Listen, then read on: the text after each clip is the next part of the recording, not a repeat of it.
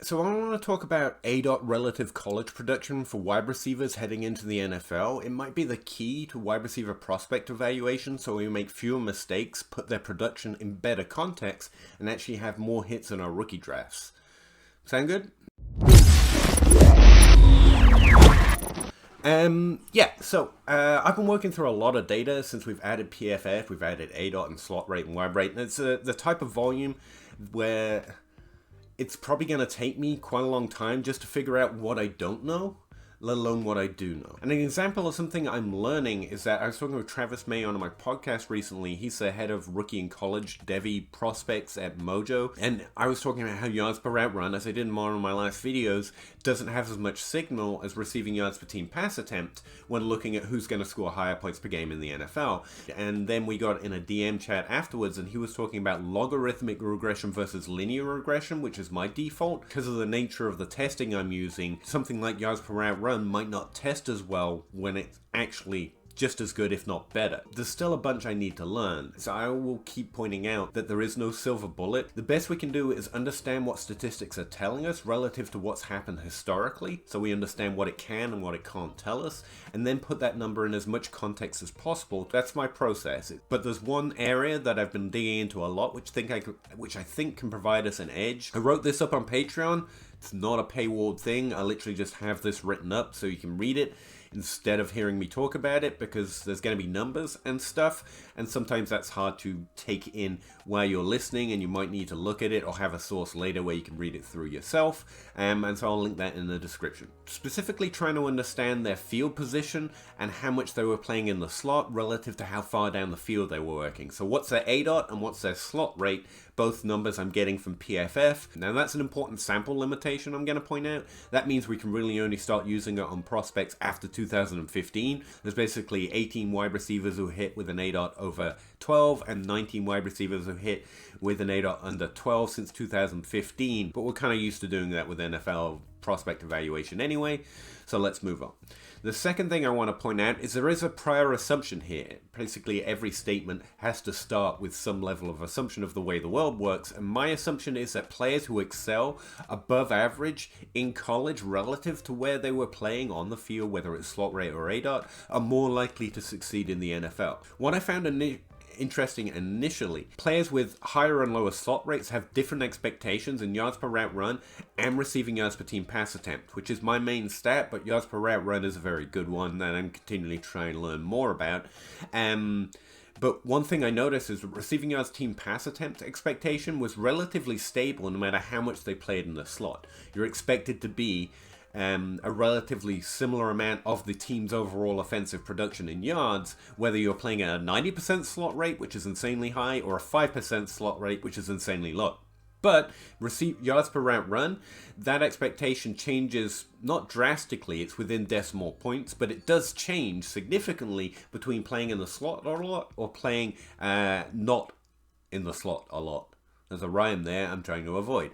But that difference does even out, or it becomes a factor of receiving yards per team pass attempt if you up the level of what a hit is. If you look at players with 2 top 24 seasons, the differences in receiving yards per team pass attempt start to emerge relative to their slot rate. And the second thing I notice is that it's always lower with a higher slot rate. As we've talked about before in videos, I expect that getting more air yards under the ball, you have a higher expectation of gaining yards. And that's true with yards per route run. The more yards, or the lower your slot rate. Now, receiving yards per team pass attempt, that actually kind of weirded me out a little bit. Receiving yards per team pass attempt is good because it measures how much of the offense you are, much more than it measures how many yards you're gaining per team pass attempt. And so I expected an inverse relationship there, and it's something I was talking with Travis May on that podcast episode about, by the way. So that's this table here that, again, is in that article, and that's my first observation that I noted and made me wanted to dig in a little further. So I thought, instead of just looking relative to slot rate, how about we take aDot into consideration? So that's not just where they're playing in terms of whether they're in the slot or out wide, but it's how far up or down the field they are.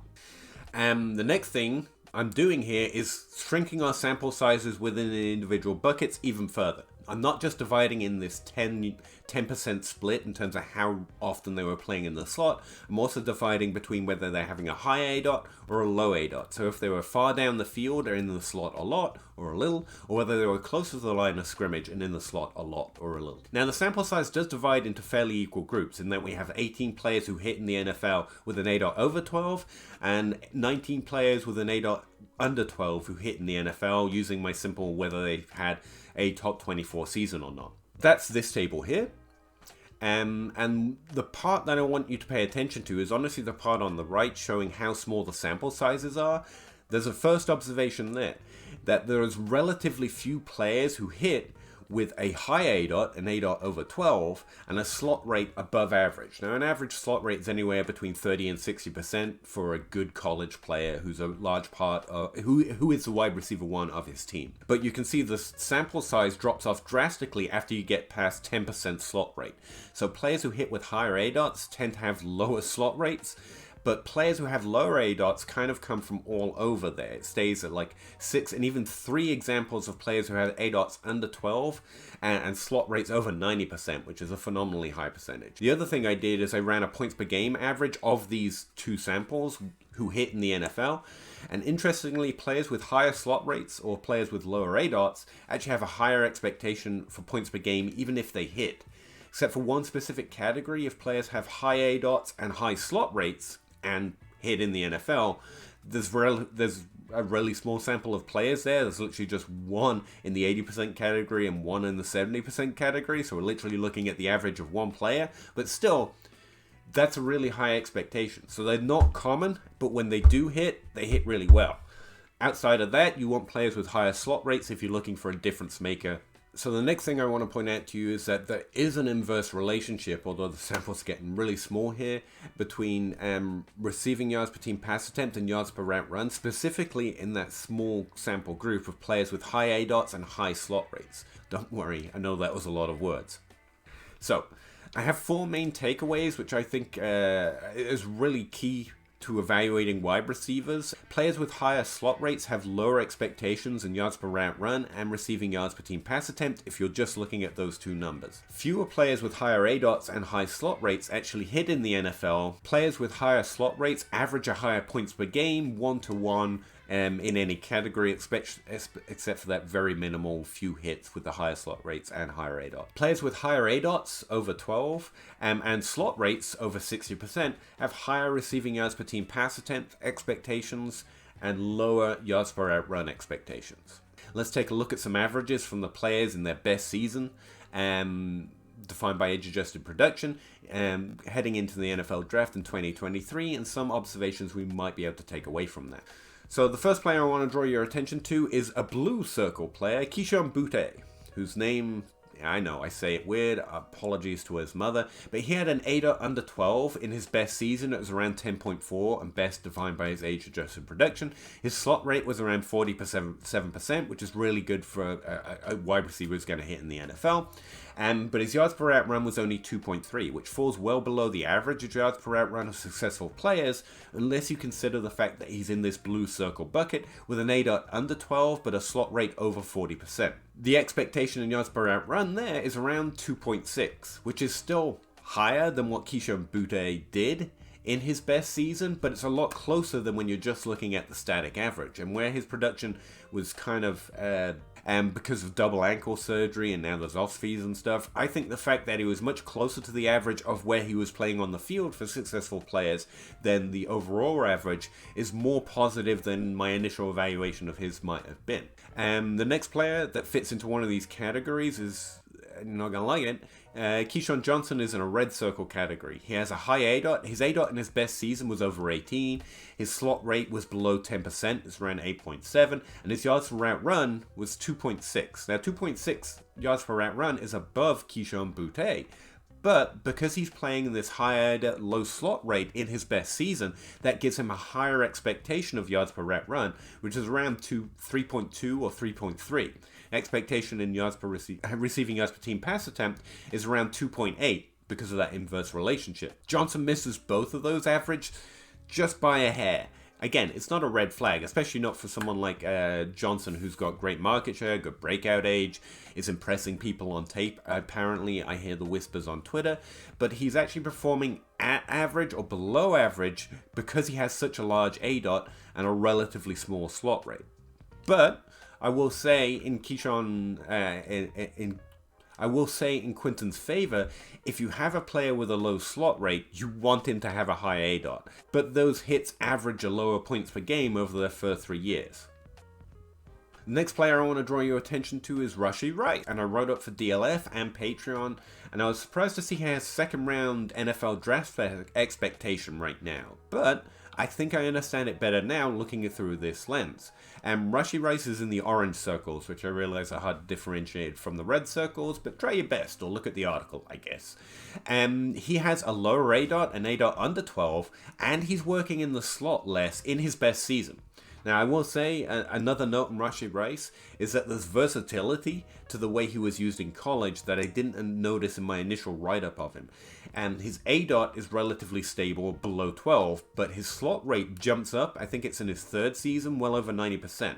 That versatility is overall positive. One of the common examples of it that I found is like AJ Brown, who's a really good example of player who showed that versatility of playing in the slot a lot and not playing in the slot a lot. Now because even working further down the field, because you're working close to the line of scrimmage, you have a higher expectation of catching passes. There's an ease with which those passes get completed. I shouldn't try to use tape terms, I know. Anyway, that's a really interesting category. Again, majority of players who hit out of both of our samples had that on their profile, an aDot under 12 and a slot rate between 5 and 20%. So, Rashee's yards per route run and receiving yards per team pass attempt actually look relatively good compared to just a standard average, but when you take into a context that he has a lower aDot and a lower slot rate, it looks even better compared to the average of players in that area. He actually has a 3.1 yards per route run in his best season, with an aDot under 12 and a slot rate under 20%. The last player I want to point out is Jalin Hyatt. Jalin Hyatt's a green circle player. Not that I'm ever going to refer to these circles again. Again, I'm just trying to draw your eye to the point on that chart to make it a little easier to understand. Now, Jalin Hyatt's a really unique prospect, and he would be a really unique hit, but he does fit into that green circle category of a player with a higher aDot and a higher slot rate. In his best season, Jalin Hyatt had an aDot of 13.6 and a slot rate of 87.3. and a yards per route run of 3.3. Now, if you go look at the circles, you'll find out that the yards per run expectation, because of that higher slot rate, I think, decreases even for players with higher aDots, and yet he was still hitting the average of players with lower slot rates.